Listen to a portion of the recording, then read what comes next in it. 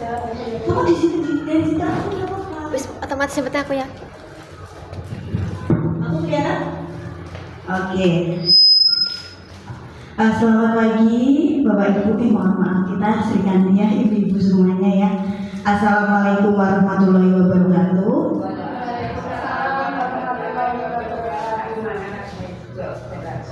Oke, ibu-ibu mohon maaf saya dan sudah minta izin sama Bu Kepala hari ini saya bukan memiliki tugas ya, sebenarnya ini bukan tugas saya saja tapi emang ini program pemerintah dan kebetulan saya mendaftar dan saya diamanahi untuk mengimplementasikan apa yang sudah kami pelajari dan diterapkan di sekolah sebisa mungkin seperti itu, nggih. Gitu nggih, monggo dirahati tidak Pak?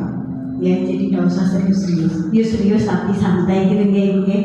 Bu En, oke Bu En? Oke. Ibu-ibu yang saya hormati, terutama kepada ibu kepala sekolah yang saya hormati dan ibu-ibu guru SD Negeri Selogo 1 yang saya cintai dan saya banggakan. Di sini Bapak Ibu, di sini saya akan mensosialisasikan, saya kondisikan perut biar nggak gendut banget ya. Di sini saya akan mensosialisasikan pembuatan keyakinan kelas dan penerapan segitiga restitusi untuk mewujudkan budaya positif di sekolah. Jadi, ngomongin gimana tadi masih mungkin nggak apa ya. Jadi di sini Bapak Ibu atau Ibu-ibu ada sesuatu yang baru, ya. Mungkin ada sesuatu nama yang baru Bapak Ibu atau Ibu-ibu dengar dan Ibu-ibu baca atau Ibu-ibu lihat. Di sini ada apa? Keyakinan kelas dan segitiga restitusi. Jadi sesuatu yang baru dan ini ternyata memiliki manfaat yang sangat banyak sekali. Karena memang belum banyak dari kita yang paham dan mengetahui, maka kegiatan ini masih kegiatan yang sangat awam sekali seperti itu. Nah, untuk menyingkat waktu Bapak Ibu,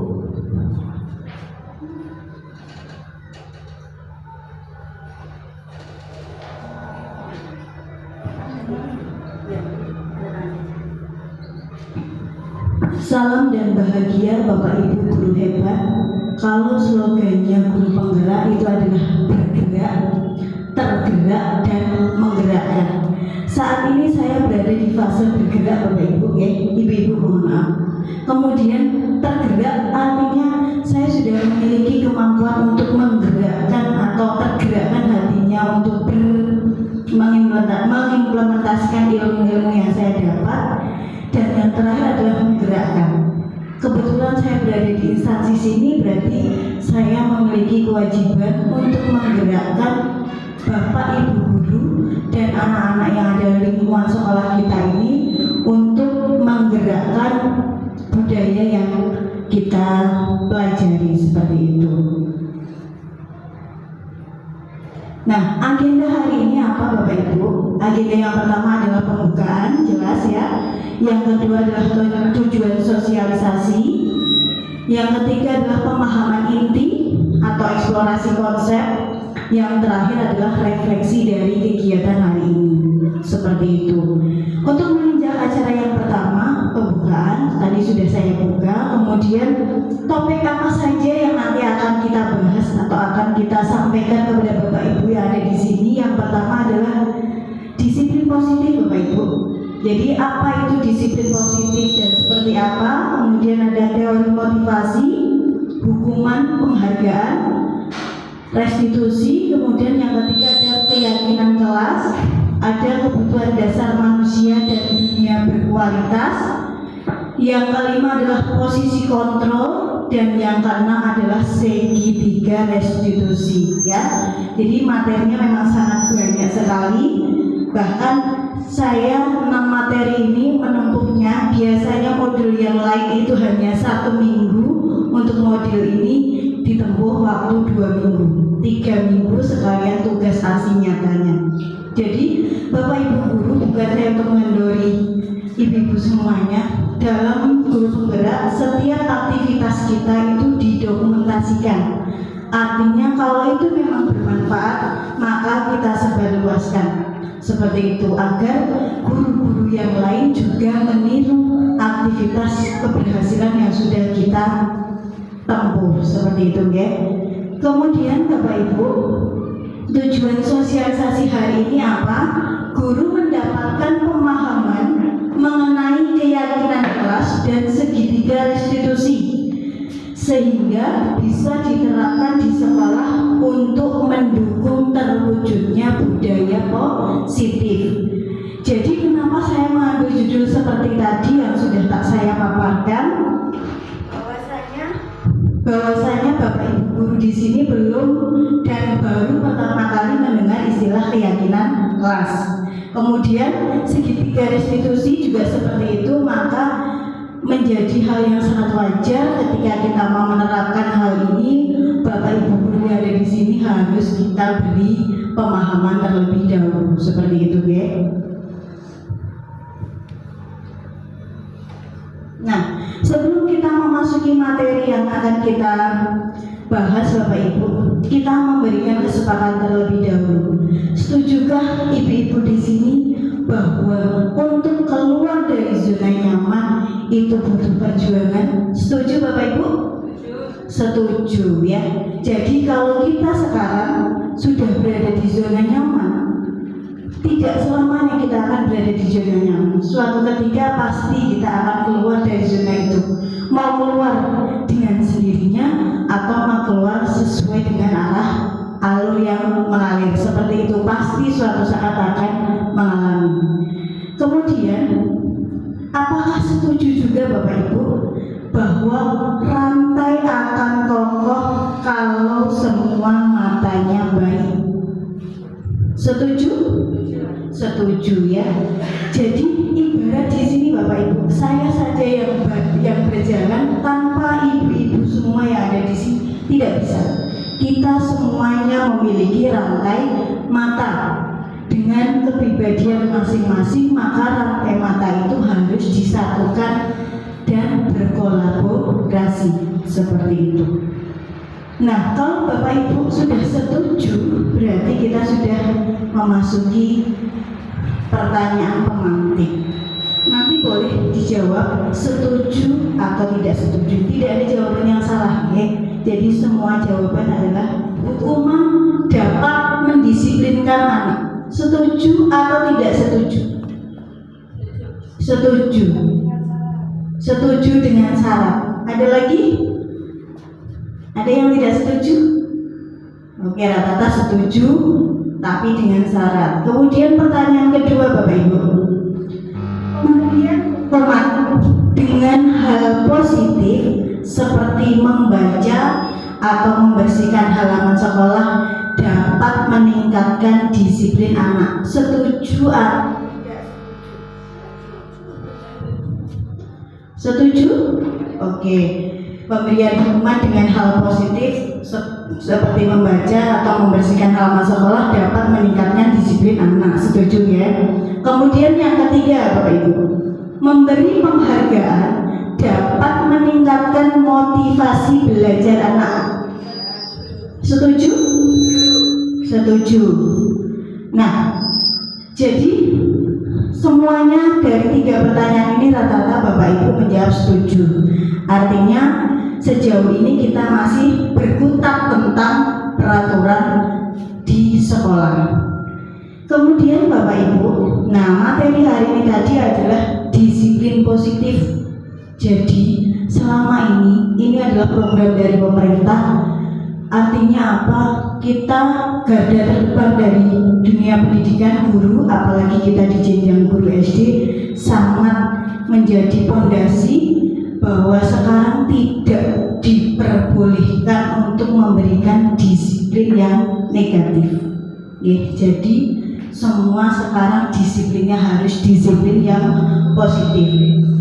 Jadi dasar atau Bapak Ibu disiplin positif itu di situ ada teori kontrol Bapak Ibu. Siapa yang mencetuskan dan sebagainya.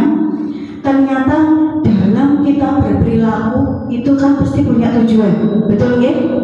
Kita mengajar juga punya tujuan. Satu, apa sih tujuan kita mengajar Bapak Ibu?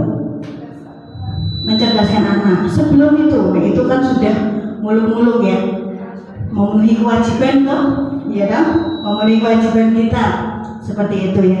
Jadi disiplin positif di sini segala sesuatu yang kita lakukan setiap harinya itu memiliki motivasi.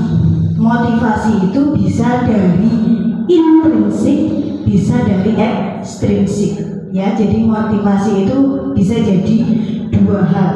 Nah, ini adalah peta konsep yang nanti akan kita pelajari, di mana sejatinya kita seorang guru. Kalau selama ini kita berada di posisi penghukum ya, posisi kontrol seorang guru itu ada 5 Bapak Ibu: penghukum, pembuat rasa bersalah, teman, pemantau, dan terakhir manajer. Bapak Ibu guru, selama saya mempelajari modul dan ini harus diterapkan di kedepannya di lingkungan pendidikan, kita sebagai guru tidak boleh berada di posisi yang 2 teratas. Jadi kita tidak boleh menghukum dan kita tidak boleh membuat rasa bersalah seperti itu ya. Jadi kita harus sebagai apa? Teman, pemantau, dan yang terakhir adalah manajer. Kemudian segala sesuatu kontrol tadi akan menciptakan segitiga restitusi. Segitiga restitusi adalah suatu pendekatan. Jadi bagaimana caranya kita mendisiplinkan anak biar anak tidak berulah lagi?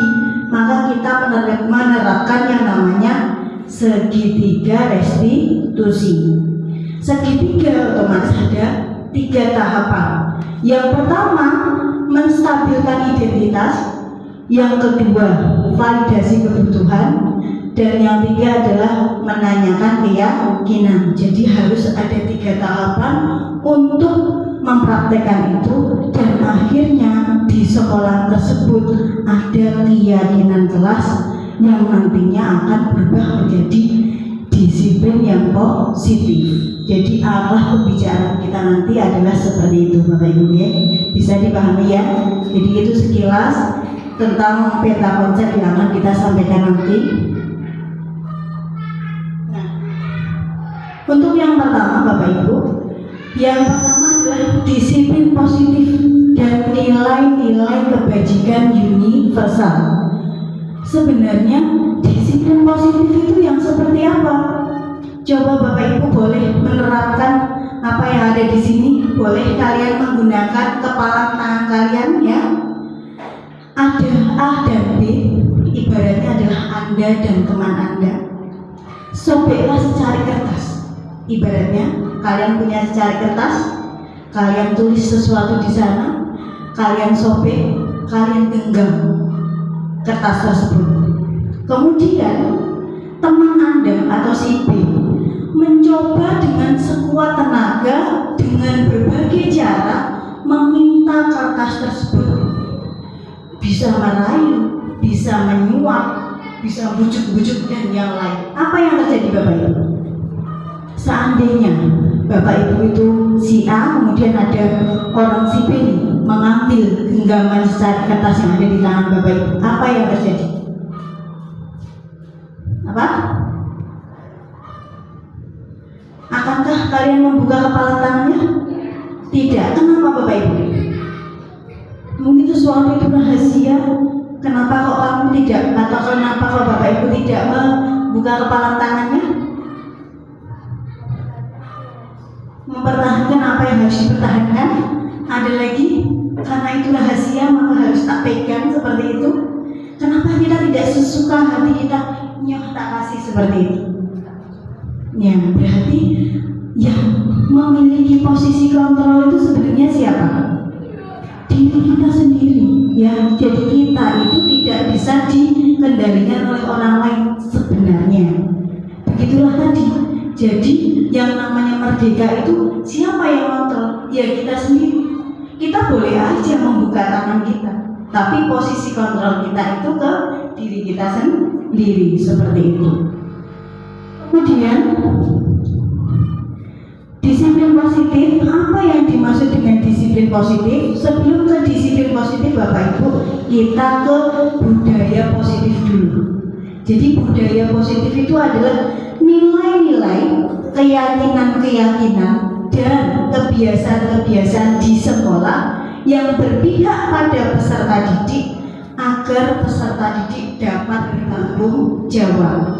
Jadi intinya itu ada nilai-nilai di sana yang dikembangkan, tidak satu, jadi bisa bervariatif. Yang penting mereka bisa menjadikan pribadi yang kreatif, hormat, dan bertanggung jawab.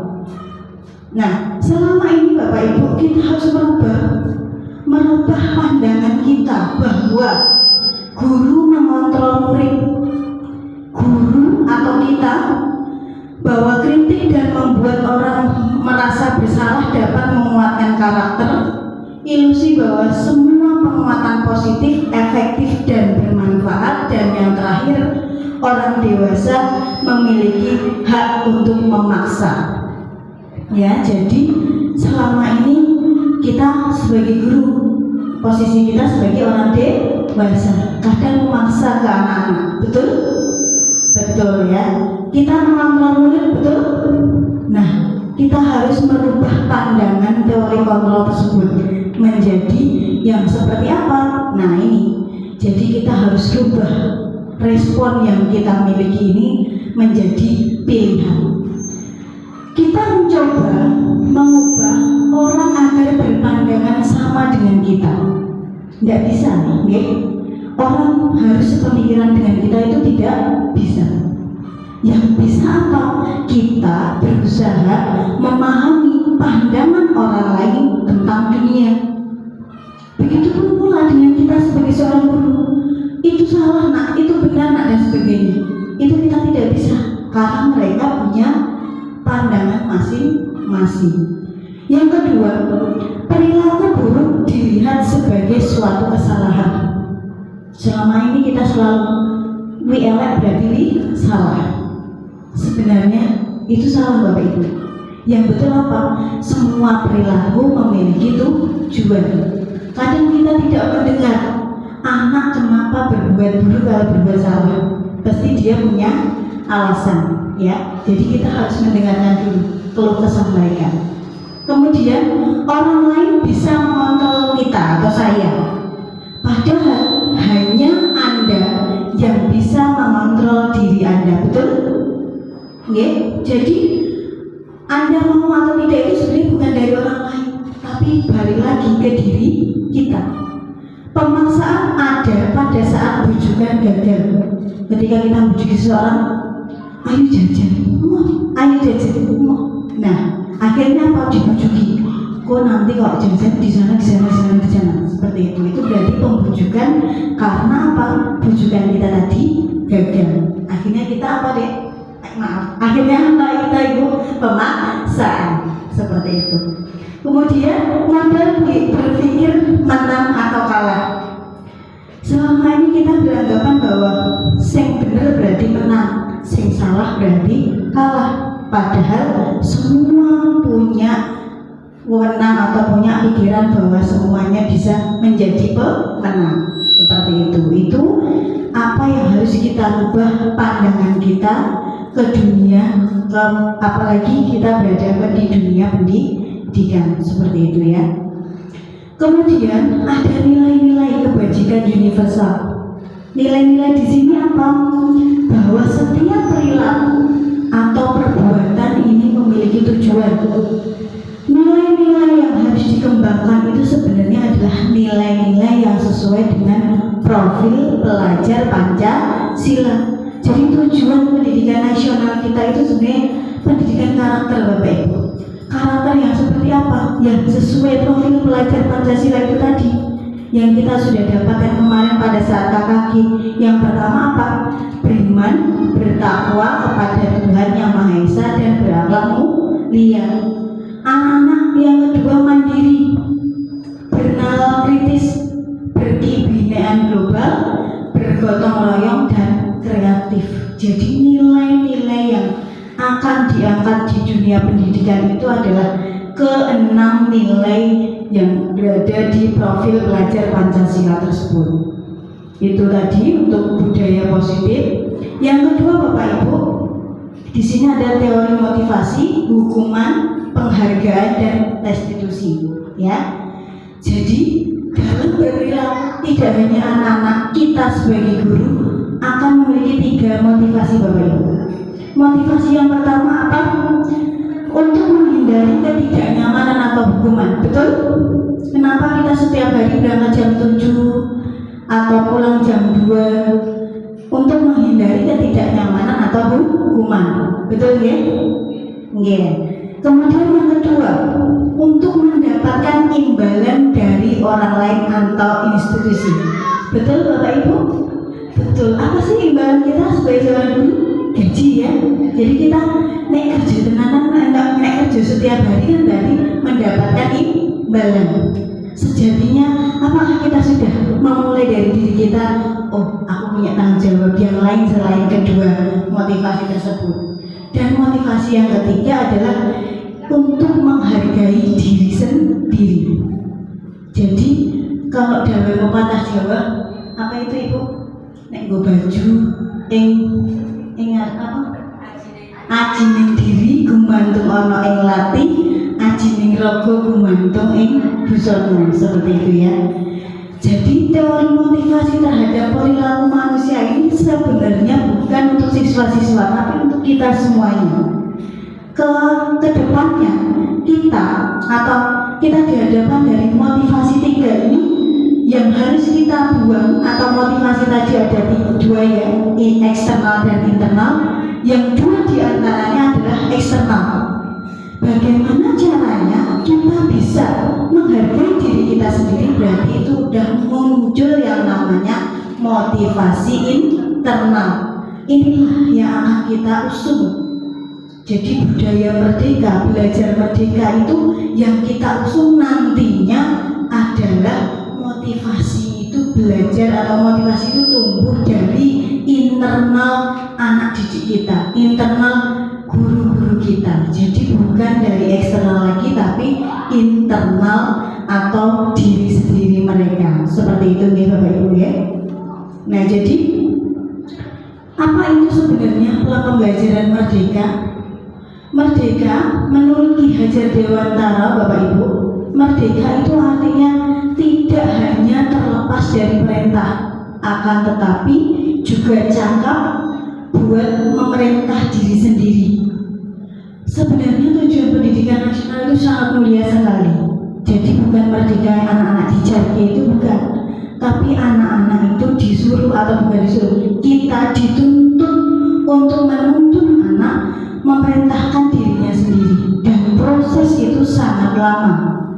Kita garda terdepan nih, setelah TK PAUD ya, kita adalah guru SD, karakternya itu akan dibentuk di sekolah jenjang SD ini. Maka itu butuh waktu lama, menduhe nanti 5 atau 10 tahun yang akan datang. Jadi ini baru gencar-gencarnya kita membuat atau mencanangkan program ini dan mengenalkan ke masyarakat. Kemudian Bapak Ibu, ternyata atau punya kekurangannya sebagai sisi yang lain, ternyata penghargaan itu banyak ruginya. Kenapa seperti itu?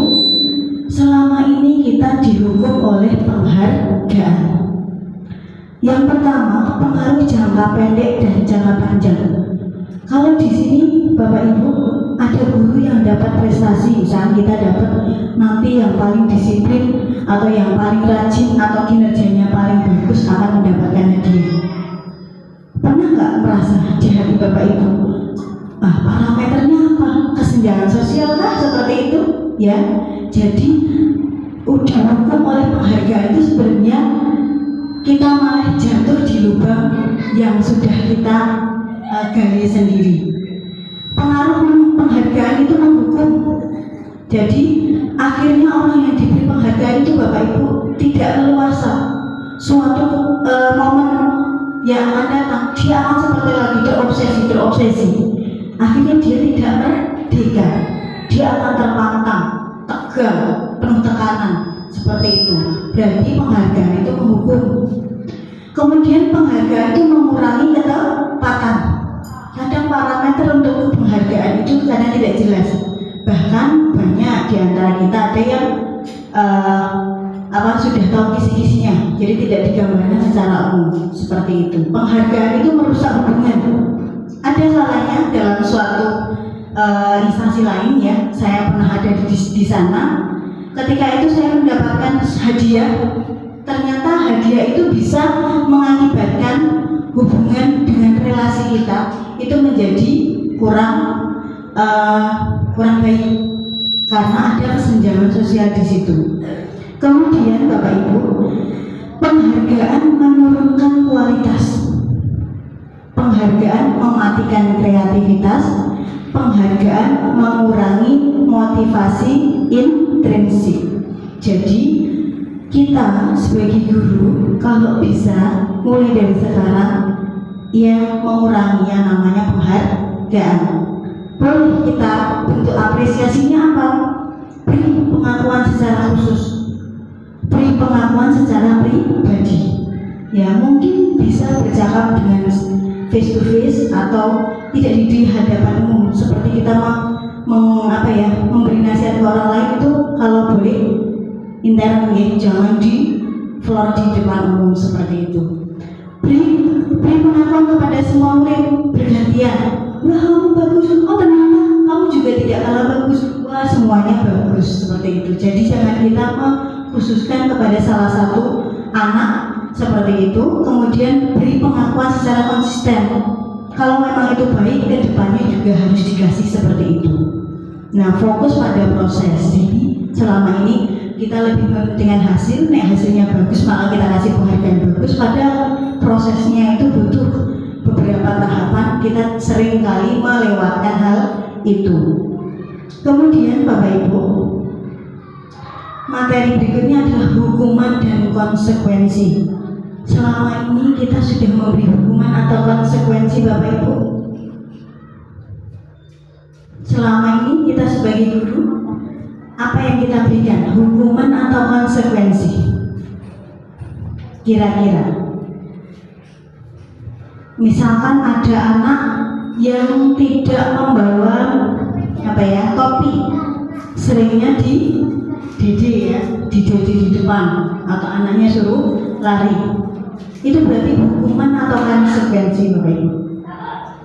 Hukuman ya. Jadi kalau bisa dan harus bisa, kita harus menghentikan yang namanya hukuman. Apa bedanya hukuman dengan konsekuensi, Bu? Nah, hukuman itu sesuatu yang menyakitkan, harus terjadi.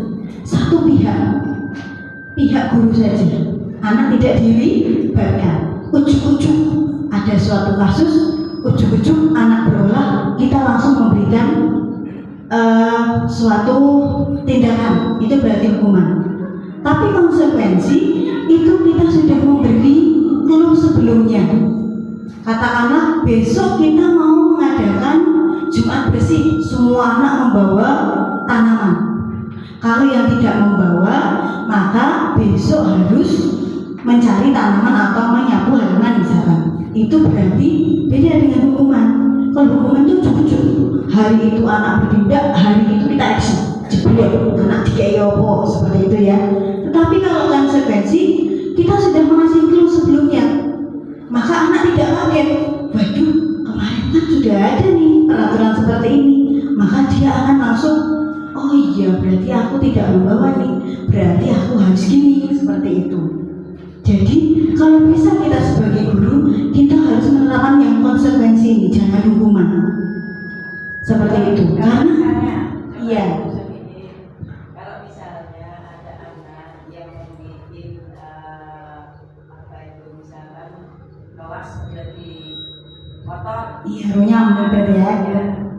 Itu terus disuruh membersihkan yang melakukan itu termasuk hukuman atau konsekuensi? Nah, itu nanti kita akan larinya ke keyakinan kelas Ibu. Jadi kalau di dalam kelas itu sudah punya keyakinan, nanti kalau anak sudah diterapkan, ini prosesnya butuh waktu lama ya. Jadi tidak insidental langsung 6 bulan terbentuk itu enggak, bahkan 5 tahun baru bisa terbentuk seperti ini. Nanti kalau anak sudah punya keyakinan kelas itu ibu, kita panggil tuh anak-anak, kita ajak briefing. Nanti dari keyakinan kelas yang sudah kita tuliskan, ayo tadi siapa yang mengotori? Ini bu, ayo sudah melanggar keyakinan kelas yang mana? Harusnya kalian ngapain? Nah nanti anak langsung inisiatif mau membersihkan sendiri atau seperti apa tindakan solusi dari mereka seperti itu. Tidak apa-apa ibu. Kemudian jadi hukuman itu anak bisa membenci kedisiplinan. Jadi saya juga terlahir dari hukuman Bapak Ibu. Saya dulu penting sekali dengan guru fisika, ya. Saya sangat benci sekali dengan guru fisika, namanya itu Bu Wahyu pada saat itu. Tidak tahu kenapa setiap mau pelajaran bukan gedeng banget ya, lebih kepada guru kok seperti itu ya. Dan akhirnya apa Bapak Ibu, kalau pepatah Jawa itu gedeng nyanting. Nah Gusti Allah nih, karena kamu nih berulah dulu, tak jadi guru fisika seperti itu. Karena dulu kamu sudah sesuatu tadi. Jadi kenapa kalau kita memberikan hukuman itu anak membenci kedisiplinan? Mungkin Bapak Ibu guru di sini pernah merasakan di SD ya. SD itu paling melekat dengan kita. Siapa guru yang menghukum kita itu kita ingat sampai sekarang memorinya. Betul? Ya. Itu apa? Anak membenci kedisiplinan. Anak akan membenci, bahkan anak membenci gurunya. Kalau itu akan berefek jangka panjang tidak seperti itu. Jadi itu konsep diri yang buruk. Itu adalah budaya yang dulu Bapak Ibu. Jadi budaya pendidikan sekarang itu kita yang dulu itu dipangkas. Kita mau menerapkan yang baik-baik, yang merdeka tadi. Merdeka itu bukan merdeka segalanya, tidak perhatikan sebagainya, tapi anak akan tumbuh dari dirinya sendiri itu. Kemudian bedanya dengan konsekuensi tadi ya, sudah ada clue sebelumnya, kemudian sudah ada tanggapan, stimulus, ada respon sebagainya. Itu jadi anak tahu apa yang harus dihadapi ketika dia tidak cocok dengan situasi atau yang sudah ditetapkan. Nah, tindakan guru, Bapak Ibu coba kita berdiskusi hari ini. Mencatat 100 kali di dalam buku kalimat saya tidak akan terlambat lagi karena terlambat ke sekolah. Jadi anak dihukum nih, anak disuruh tulis 100 kali saya tidak akan terlambat lagi. Itu merupakan hukuman atau konsekuensi. Boleh sama enggak apa? Hukuman atau konsekuensi Bapak Ibu? Hukuman bagi anak yang terlambat ya. Yang sudah bisa menulis. Oke, ya yang sudah bisa menulis ya. Oke, hukuman. Kemudian yang kedua Bapak Ibu, lari mengelilingi lapangan basket 2 kali karena terlambat hadir di sekolah. Hukuman atau konsekuensi Bapak Ibu? Hukuman. Oke, yang ketiga, murid diminta untuk push up 15 kali karena tidak menggunakan masker ke sekolah. Hukuman atau konsekuensi? Hukuman. Yang keempat, menggantikan kertas tugas teman yang telah dicoret-coret. Konsekuensi. Berikutnya, membersihkan tumpahan air di meja tulis maksud saya, karena tersenggol pada saat belajar. Konsekuensi. Murid disuruh untuk tidak mengenakan sepatu seharian di sekolah karena tidak mengenakan sepatu hitam. Hukuman atau konsekuensi? Ada konsekuensi, ada hukuman. Oke. Terakhir, untuk mengelilingi lapangan basket 2 kali, lari mengelilingi lapangan basket 2 kali karena terlambat 10 menit untuk pelajaran PJOK. Hukuman atau konsekuensi? hukuman. Oke. Tadi jawabannya bisa disimpan Bapak Ibu. Coba kita cocok enggak dengan konsep kita hari ini. 1 hukuman, betul ya? 2 hukuman, 3 hukuman. Mencara-cara tadi konsekuensi. Membersihkan tumpahan air adalah konsekuensi.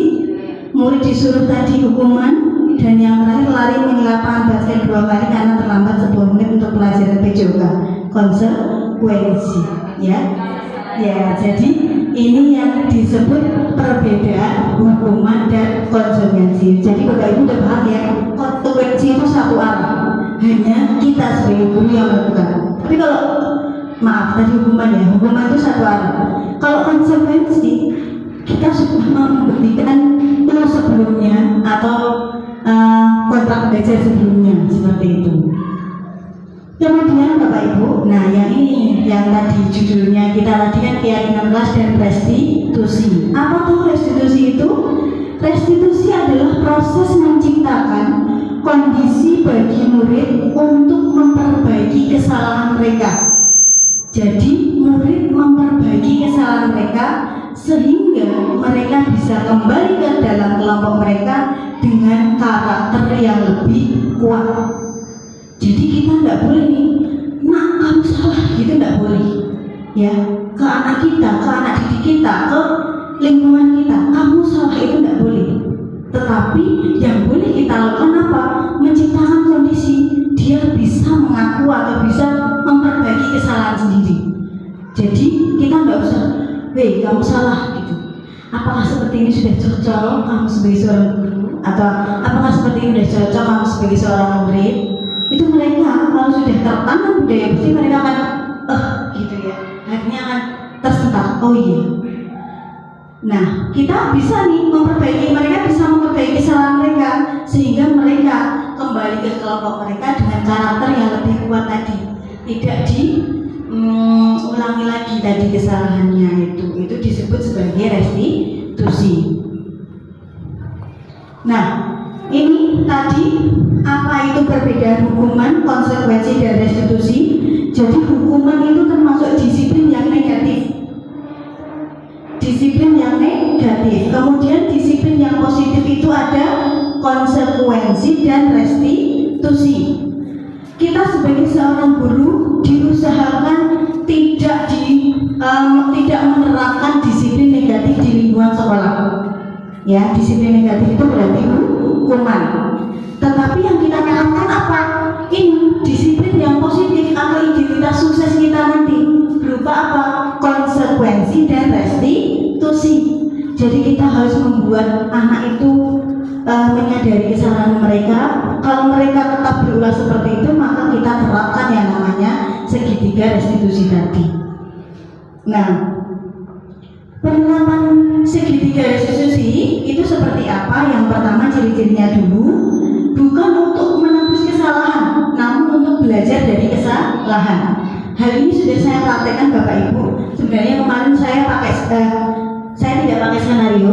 Kemarin itu kasus yang saya angkat itu kepada Mas Rizky sama Mbak Advi. Tapi kalau Mbak Advi itu saya skenario karena saya melihat anak yang tidak pakai skenario selain Mas Rizky itu susah Ibu ya. Pakai Mas Yudi juga bisa, pakai Mas Bagus sama lagi, terus pakai Satria pada saat itu buat ANBK. Maka yang satu itu saya skenario, yang satu itu murni pure dari dia sendiri. Penerapannya apa? Mereka saya panggil Bapak Ibu satu-satu, face to face ya. Jadi bukan kita menghadiri kamu salah, bukan seperti itu, tapi kita pendekatan. Mereka berbuat sesuatu itu atas 3 motivasi tadi ya. Karena menjadi hukuman, saya pendekatan ya alhamdulillah dia sudah bisa mencandai. Apa ya? Mencandai itu apa sih? Dia bisa, oh Bu aku salah, seperti itu. Itu kasus yang tidak saya deklarasi saya ya. Kemudian ciri-ciri yang kedua adalah memperbaiki hubungan. Jadi selama ini anak dipanggil ke kantor, kalau image saya, kalau kita kan SD masih awal wajar ya. Kalau dari tingkat SMP atau SMK, anak dipanggil nih ke kantor, berarti anak itu punya kasus, betul nggak? Image-nya mereka seperti itu. Tapi dengan pendekatan restitusi itu enggak. Anak dijak ke kantor itu kayak guru BP, anak dijak curhat.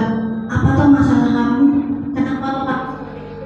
Jadi lebih kepada pendekatan secara pribadi ya. Jadi nanti akan dialog, kemudian dia cerita, dia ada kedekatan dengan gurunya, akhirnya dia bisa memperbaiki kesalahannya. Itu adalah ciri-ciri segitiga restitusi yang akan kita terapkan nanti.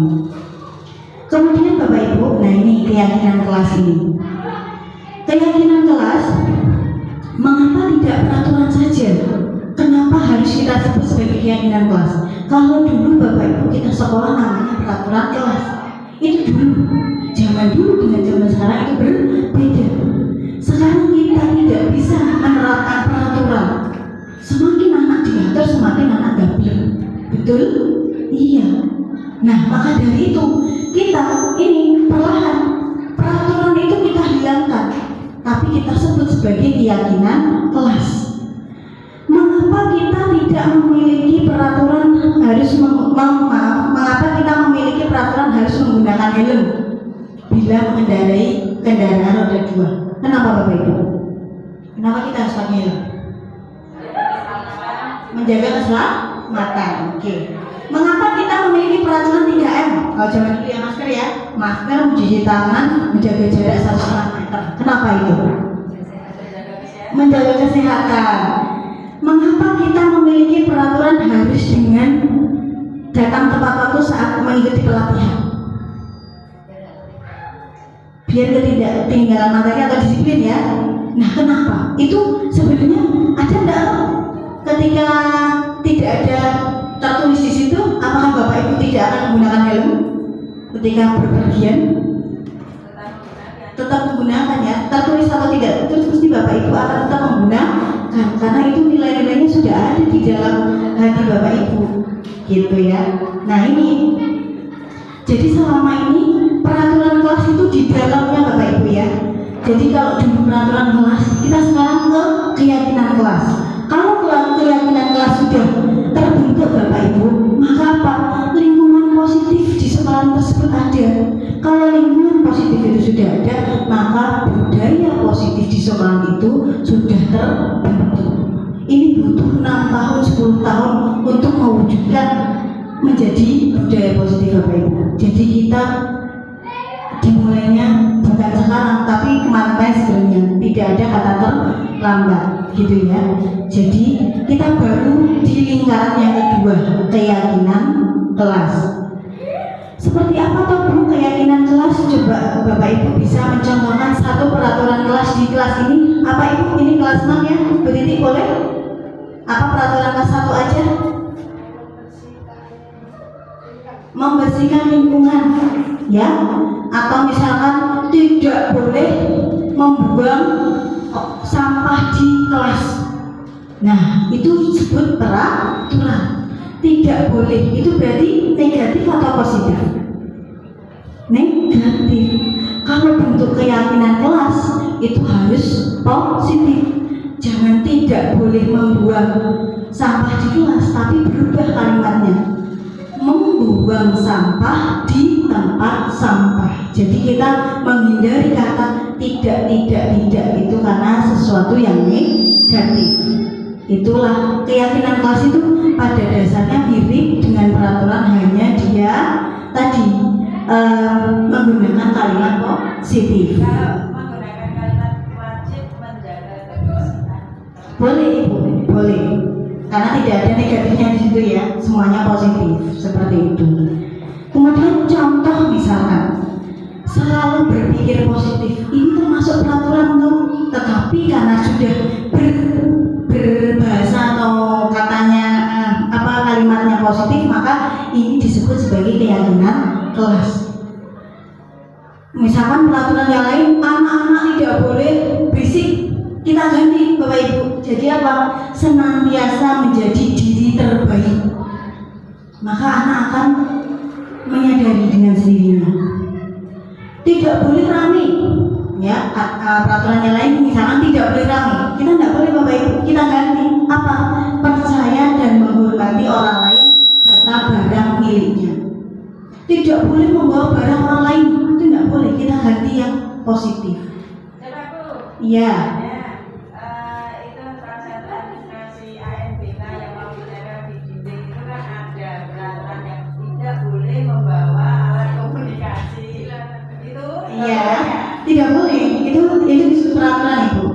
Berarti itu tidak boleh disebutkan tidak bolehnya, ya, diganti dengan kalimat yang positif seperti itu.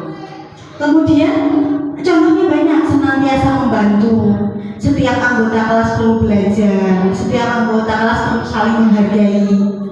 Dilarang rame itu kita ganti, setiap anggota kelas perlu saling menghargai. Sama maknanya Bapak Ibu ya. Tapi setiap anggota kelas perlu nyaman. Rame itu kan nggak nyaman, berarti kita ganti menjadi setiap anggota kelas perlu merasa aman.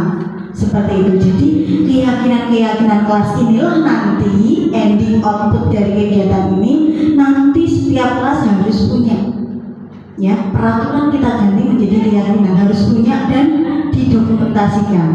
Jadi agar anak itu, oh misalkan hayo, misalkan nggak bisa, ingat keyakinan kelas yang kita tulis apa? Tidak, setiap anggota kelas perlu belajar lah. Dia sudah belajar belum? Gitu. Jadi kita hanya mengingatkan saja apa yang sudah kita yakini di kelas tadi. Anak akan, oh iya bu, maaf bu, gitu. Tanpa harus, kamu nakal, kamu harus ini, nggak boleh ya. Kita ganti dengan suasana yang menyatu dengan anak. Seperti itu. Iya. Iya, dimusyawarahkan Bapak Ibu. Jadi setiap kelas mungkin berbeda. Kelas 4 dengan kelas 5 atau kelas 6 akan berbeda. Karena itu keyakinan kelas masing-masing. Jadi ada kesepakatan kelas nih antara guru, antara anak, antara lingkungan di kelas tersebut. Akhirnya dia mentaati kesepakatan kelas yang dia bentuk. Seperti itu ya. Boleh tulisannya nggak harus warna-warni, ditulis di print boleh, mau diwarna-warni boleh. Jadi anak ada kesepakatan di sana. Ketika anak melanggar, nanti kita nggak usah memberi hukuman, tinggal, ayo adik coba, adik sudah melanggar keyakinan kelas belum? Apa yang sudah kita tuliskan? Oh iya bu, apa yang kamu langgar itu? Nanti dia akan sadar dengan sendirinya, ya. Ini ada 2 pilihan Bapak Ibu di sini yang sudah ada di YouTube ya. Ini yang mana yang merupakan keyakinan kelas? Yang di sini, yang di kiri ya berarti ya. Di kiri, datang tepat waktu, mengucapkan salam, menjaga kebersihan. Yang kanan, kami guru dan murid yang saling menyayangi. Mana? Yang keyakinan kelas yang kanan atau yang kiri? Nggak kelihatan ya Bapak Ibu ya. Yang mana? Kanan atau kiri? Yang kesepakatan kelas atau yang kesepakatan kelas yang sini? Yang TK Dharma atau yang tidak ada TK Dharmanya? Yang sana ya. Jadi kesepakatan kelas itu bukan buat murid saja, tapi juga buat guru. Artinya semua warga sekolah di situ meyakini atau mensepakati bahwa yang ditulis itu adalah hasil diskusi antara guru dengan murid atau antara lingkungan yang ada di situ. Seperti itu ya Bapak Ibu, bisa dipahami ya? Itu. Kemudian Bapak Ibu, nah kalau tadi sudah saya contohkan, ini ada beberapa pertanyaan. Selalu kembalikan buku ke tempatnya. Ini kan keyakinan kelas. Nah nanti bisa kita ubah. Mohon maaf, nanti ya. Kemudian dilarang mengganggu orang lain. Ini kan kalimat negatif, ya. Nanti kita ganti menjadi kalimat kesepakatan kelas atau keyakinan kelas yang lebih enak dibaca dan lebih enak dipahami. Hadir di sekolah 15 menit sebelum pembelajaran dimulai. Semua yang berada di samping itu adalah sebuah peraturan. Kita bisa menggantinya menjadi keyakinan kelas berupa apa? Selalu kembalikan buku di tempatnya, berarti itu tanggung jawab. Dilarang mengganggu orang lain, berarti keyakinan kelasnya apa? Menghormati orang lain. Hadir di sekolah 15 menit sebelum pembelajaran dimulai, berarti menghormati orang lain dan komitmen, katakanlah. Dilarang melakukan kekerasan, berarti keselamatan, menghormati orang lain. Ini tidak boleh atau tidak harus seperti ini Bapak Ibu. Bapak Ibu boleh memodifikasi yang lain atau yang sesuai dengan kebutuhan di kelas. kelasnya masing-masing. Bahasanya tidak harus seperti dengan ini. Intinya adalah bahasanya yang positif seperti itu ya. Boleh tadi contohnya tadi kayak kami guru dan murid wajib menyayangi. Sayang kan ya konotasinya negatif, jadi saling menyayangi seperti itu boleh itu. Kemudian yang keempat Bapak Ibu, kebutuhan dasar manusia. Sebenarnya anak-anak atau kita itu kalau berulah itu berarti kebutuhan dasar kita tidak terpenuhi ya.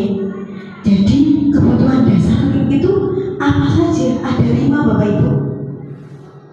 Apa saja? Yang pertama adalah bertahan hidup. Betul? Ya, kita kerja malam siang malam itu hanya untuk bertahan hidup. Sejatinya pertama kali ya. Kemudian setelah bertahan hidup ada apa? Ada kasih sayang dan diterima. Ada penguasaan, ada kesenangan, ada kebebasan. Kalau 5 dasar kebutuhan manusia ini terpenuhi Bapak Ibu, tidak akan ada yang berulang. Ya betul? Maling itu berarti apa? Bertahan hidup Bapak Ibu, karena dia bertahan hidupnya tadi tidak ada, maka dia berulang seperti itu. Ya? Anak-anak berbuat gaduh, barangkali ada kebutuhan dasar mereka yang tidak dipenuhi. Contohnya apa? Dia tidak dapat kasih sayang di keluarganya, dia tidak mendapatkan kesenangan, dia tidak mendapatkan kebebasan. Jadi semua perilaku kita itu sebenarnya kebutuhan dasar kita tadi tidak terpenuhi. Makanya salah satunya tidak terpenuhi, maka kita berbuat sesuatu yang negatif tadi. Kalau 5 ini kita coba terapkan ke kita, ke anak didik kita, maka anak didik nggak bakal yang namanya melenceng dari apa yang kita inginkan itu nggak bisa. Mesti kan kamu dapat, aku nanti dapat senang, dapat kebebasan. Mereka udah antusias sendiri. Maka kita sebagai seorang guru, kita harus memenuhi atau harus mencoba memberikan kebutuhan dasar seorang anak didik lewat pendidikan seperti itu ya. Kemudian posisi kontrol Bapak Ibu. Posisi kontrol itu apa? Berarti kita itu dihadapkan di masyarakat atau di lingkungan pendidikan itu sebagai apa saja? Yang pertama adalah sebagai penghukum. Ya, kontrol pertama adalah sebagai penghukum, posisi pertama. Yang kedua adalah pembuat merasa bersalah. Yang ketiga, teman. Yang keempat, pemantau. Dan yang terakhir nih, kita sebagai manajer. Ya, manajer. Monggo, boleh dirapi, jangan dianggurin. Kan nggak ada anggurnya masalahnya. Ya, boleh, monggo. Kemudian untuk kasus penghukum dulu.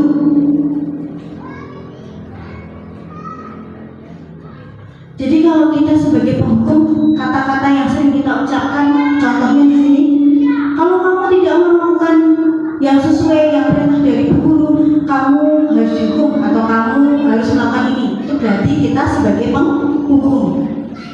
Itu diminimalisir ya, dikurangi. Kemudian pembuat merasa bersalah. Jadi kita memberikan penguatan ke anak, kamu seharusnya kamu sudah tahu ibu telah sekali mengatakan atau ibu stres atau gimana, aku jujur anyel dan sebagainya itu ya. Itu membuat merasa bersalah, tapi itu membuat mental anak jadi down ya, jadi mengusahakan atau meminimalisir hal itu. Nah, kita dianjurkan atau posisi kontrol kita sebenarnya atau seharusnya itu yang paling cocok di mana? Di posisi teman Bapak Ibu. Teman, kemudian kita memantau, dan yang terakhir kita adalah memanajer. Teman berarti anak itu ibarat teman kita. Ayo lakukan demi kebaikan. Itu kan berarti kita ngajak. Ya, itu kita bisa sebagai teman. Kemudian memantau, coba apa peraturannya. Seperti itu kita memantau. Misalnya ada anak yang berbuat ya, ada anak yang sering tidak masuk. Misalkan, ayo ibu beri penjelasan kenapa kamu tidak masuk. Itu berarti posisi kita teman. Coba kenapa, sebutkan alasan kenapa kamu tidak masuk. Itu berarti kita memantau. Kemudian manajer itu berarti kita memberikan solusi atau kita menengahi. Misalkan di sini keyakinan kelas apa coba yang telah kamu langgar. Jadi kita hanya mengarahkan saja. Nanti anak sudah, oh iya Bu, saya menghargai bagian, tidak menghargai waktu misalkan. Nah mereka akan melanjutkan solusi yang dia kehendaki, seperti itu ya Bapak Ibu ya. Nah di sini nih, coba saya kecewa sekali dengan kamu. Itu berarti posisi kita sebagai apa? Saya kecewa sekali dengan kamu. Jelek betul? Jelek. Berarti antara penghukum atau membuat rasa bersalah ya. Kamu tidak pernah benar melakukannya. Ya, ada kata-kata tidak benar, tidak pernah seperti itu. Ayolah lakukan demi ibu bapak misalnya. Baik betul? Baik ya. Berbeda dengan kalimat sebelumnya tadi. Apakah kamu mau mendapatkan stiker bintang hari ini? Kemudian bagaimana kamu bisa menyelesaikan masalah ini? Seperti itu ya. Kamu selalu yang paling terakhir. Jadi di sini saya kecewa sekali. Itu kan orang langsung ya, artinya langsung kena ya. Kamu tidak pernah kan? Nek kita tulis posisi yang gede seperti udah tangkap, tapi kalau anak-anak kan belum. Ayolah lakukan, itu berarti kita sebagai teman. Apakah kamu mau mendapat stiker bintang, berarti memantau. Nah bagaimana, itu berarti kita sebagai manajer. Kamu selalu yang paling terakhir, itu berarti kita menghukum. Jadi kalau bisa itu dihindari. Kemudian yang segitiga restitusi Bapak Ibu. Nah tadi segitiga restitusi tadi suatu pendekatan agar anak bisa menggali permasalahannya dan menemukan solusinya ya. Di sini segitiga berarti ada 3 proses. Yang pertama yang paling dasar Bapak Ibu itu adalah menstabilkan identitas. Jadi anak itu biar stabil dulu identitasnya. Kemudian kalau anak sudah, nanti kita bisa validasi kebutuhan. Berarti ada kebutuhan anak yang tidak terpenuhi, baru kita menanyakan keyakinan. Jadi ada 3 step. Yang pertama identitas, yang kedua validasi tindakan salah, dan yang ketiga adalah menanyakan keyakinan. Nah, menstabilkan identitas itu yang seperti apa? Untuk membuat anak merasa gagal karena berbuat salah menjadi positif terhadap dirinya. Jadi kalau kita mempraktekkan segitiga restitusi itu sebuah pendekatan ke anak yang bermasalah tadi Bapak Ibu, kita diajak atau kita ajak face to face ngomong bareng, pendekatan secara internal ya. Jadi kita bisa memulai percakapannya dengan menstabilkan identitas. Salah satu kalimat yang bisa kita ucapkan adalah Bapak Ibu tahu tadi dapat laporan bahwa kamu di kantin berbuat sesuatu yang tidak bagus, misalkan seperti itu. Jadi kita menstabilkan identitas. Cari tahu siapa yang salah atau siapa yang benar. Ayo coba jelaskan permasalahannya, seperti itu. Jadi kita pendekatannya lebih ke pendekatan positif, itu menstabilkan identitas. Terus yang terakhir, yang kedua maksud saya validasi kebutuhan. Berarti anak melakukan kesalahan itu pasti ada kebutuhan yang tidak terpenuhi. Cara yang paling pas untuk menerapkannya apa? Kamu bisa saja melakukan hal itu, tapi kamu tidak perlu melakukannya lagi, atau bahasa yang lain. Kamu punya alasan melakukan hal itu, coba jelaskan ke guru. Seperti itu berarti kalimat validasi tindakan, atau bisa dimodifikasi sesuai kebutuhan atau kasus yang Bapak Ibu hadapi di kelas masing-masing. Kemudian yang terakhir, menanyakan keyakinan. Karena keyakinan tadi sudah dibentuk di kelas, maka anak yang sudah berulang tadi kalimat yang yang kita tanyakan, ayo keyakinan kelas yang mana yang sudah kamu langgar, apa solusinya, seperti itu boleh. Atau menginginkan kalimat yang lain juga boleh, tidak harus sampai seperti itu. Intinya ada 3 tahapan. Kemudian Bapak Ibu sudah ya, jadi itu ilmu yang saya berikan bukan untuk menggurui, tapi kita ibarat suatu mata rantai. Saya tidak bisa sendirian, jadi saya harus berkolaborasi dengan Bapak Ibu. Kalau di sini kita sebutnya komunitas praktisi Bapak Ibu. Komunitas praktisi itu berarti komunitas untuk melakukan perbaikan minimal di sekolah kita. Nggak usah mulu-mulu ke Indonesia Raya ya, minimal di sekolah kita. Ini kita sebut komunitas praktisi kita, yaitu guru-guru dan guru kepala sekolah di SD Negeri Selongo 1. Hal-hal yang baik itu kita terapkan. Kalau itu baik, kenapa tidak? Kita nggak dulu seperti itu dulu. Sekarang ya, alam itu berubah, zaman itu juga berubah, maka kita juga harus mengikuti ya namanya perubahan zaman. Kita nggak boleh melek atau menutup mata. Dulu anak-anak nggak usah diajarin laptop dan sebagainya. Sekarang anak aja ujian harus pakai asesmen nasional, itu pakai laptop. Ya, jadi pembelajaran itu berkembang. Kita nggak bisa mengejudge dulu dipakai sekarang, dan ada yang bisa, ada yang enggak. Tapi perkembangan zaman tetap harus kita lalui, seperti itu Bapak Ibu.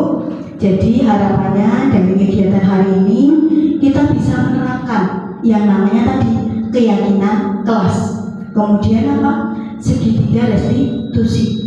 Jadi ketika anak-anak di lingkungan kita sudah tahap keyakinan kelasnya sudah bagus, maka ketika ada kesalahan-kesalahan yang mereka langgar, cukup kita memberikan segitiga restitusi tanpa harus kita memberikan penghukuman yang sifatnya satu pihak dari guru saja.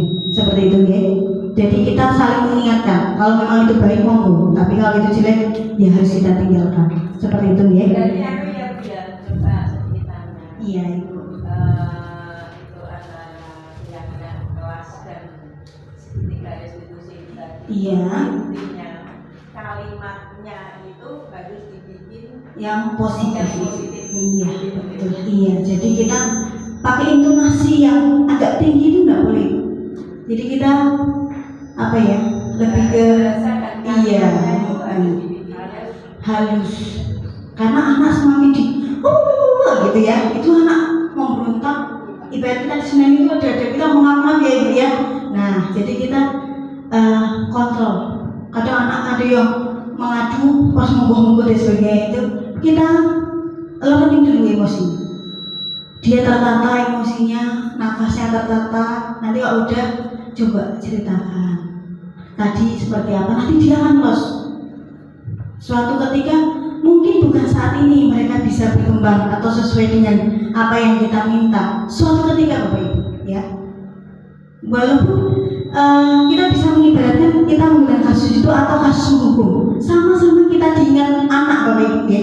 Kasus menghukum pun kita akan diingat, tapi mengingatnya mereka akan dengan konotasi negatif. Kadang tidak anakmu seperti itu. Tetapi kalau kita dengan kata-kata positif tadi, anak akan mengingat, aku dulu pernah dikasih tahu sama Bu itu, ya pernah diajak berdiskusi sama Bu itu, akhirnya saya seperti ini. Mungkin butuh waktu lama, tapi emang itu butuh proses, tidak instan Bapak Ibu. Kalau kita di jenjang SD karakternya belum terbentuk, maka dari itu kita harus membentuknya dengan hal-hal yang positif. Bahkan kalau dulu ada beberapa kasus yang seperti ini Bapak Ibu, sedikit menceritakan dari teman saya, itu anak SMK itu kan problemnya sangat luar biasa ya. Guru yang menerapkan segitiga restitusi datang ke rumahnya Bapak Ibu, dan alhamdulillah sudah, karena yang menerapkan ini baru guru-guru yang sudah berpenggerak ya. Jadi mereka door to door ke rumah-rumah anak-anak SMK itu, alhamdulillah mereka punya effort yang luar biasa. Dari hasil door to door segitiga restitusi itu, anak dalam dan akhirnya senang sama Bu Kui. Ayo Bu, saya Bu nggak pernah masuk Bu, ayo didatengin Bu gitu. Jadi mereka lebih tertarik. Karena anak SMK itu kasusnya luar biasa ya. Kalau kita kan lebih ke karakter, anak itu SMA cuma nyeleweng seperti itu. Tapi kalau di SD karakternya mau terbentuk, nah ini kita mau terbentuknya itu seperti apa, mau elek atau apik, itu tergantung guru yang bersangkutan. Maka nggak usah mulu-mulu, kita di lingkungan kita saja, komunitas praktisi di SD Selogor dulu ya. Wah kita nggak ada siswa, nggak usah mulu-mulu, yang ada di sini kita dandan, kita bentuk karakternya sesuai dengan apa yang kita minta atau apa yang diinginkan sesuai tujuan pendidikan nasional. Tidak saat ini, tapi mungkin 5 tahun ke depan mereka baru bisa menuai hasil yang sudah kita berikan. Seperti itu ya Bapak Ibu ya.